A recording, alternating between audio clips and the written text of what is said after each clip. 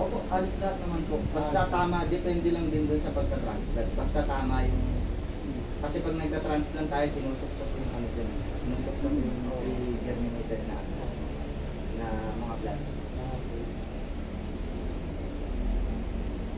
Dito tayo sa system, depende kung anong system yung gagamitin natin. Pagka craftinator tayo, gumagamit tayo ng kadalasan, karamihan gumagamit ng Durabox po.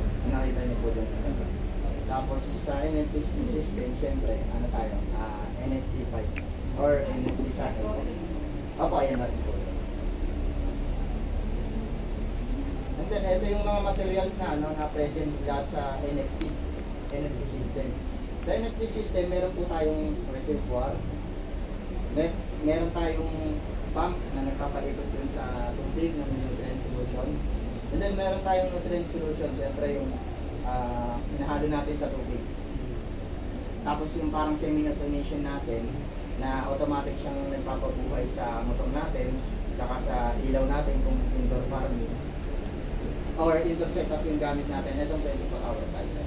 Diyan natin sinaset yung... So, para sa